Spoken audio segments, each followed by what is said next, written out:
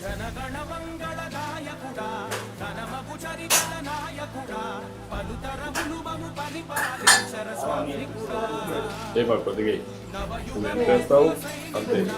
సమయము తెలియని సేవకుడా యువన వ్యాంధ్రకు ప్రగతిని చూపర సాధకుడా వైతాళికుడా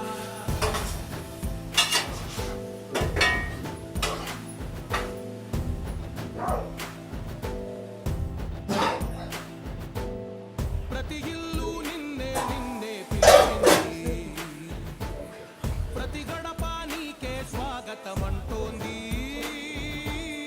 ప్రతి మనసు నువ్వే గెలవాలంటోంది పెద్ద కొడుకు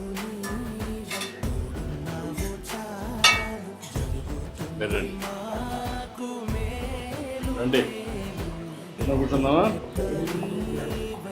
రాయా కూర్చోండి కూర్చోతప్పుడు కూర్చోమ్మా నువ్వేం చేయాలి ఇప్పుడు డిగ్రీ చేయాలి ఇప్పుడు నువ్వు ఎంత రోజు చదువుకున్నావు 8th నిలిపేసావు ఏంటి కారణం ఏంటి నాన్న కష్టపడతావంటే నువ్వు చూసి నువ్వు సహకరించాలని నిలిపేసావు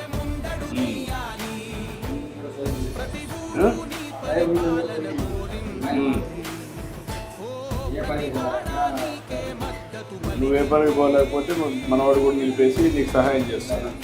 నువ్వు వేట పోతున్నప్పుడు చెన్నైకి ఏం చేస్తావు? చెన్నైలో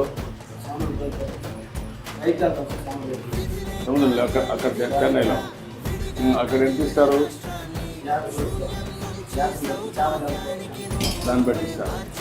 యావరేజ్ నీకు ఎంత వస్తుంది? 35 వస్తుంది. 30,000 వస్తుంది నెలకు. నెలకు ఒకసారి ఇంటికి వస్తావా?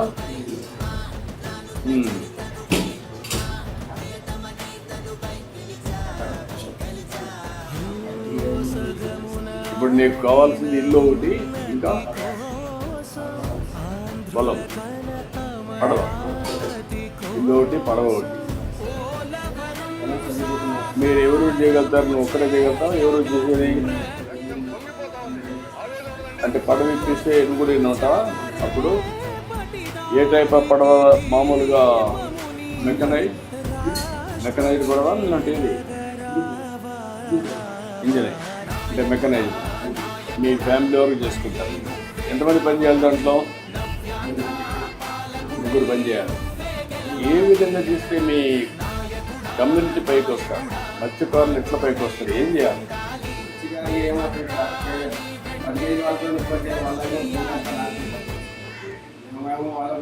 తీసుకుపోవడం,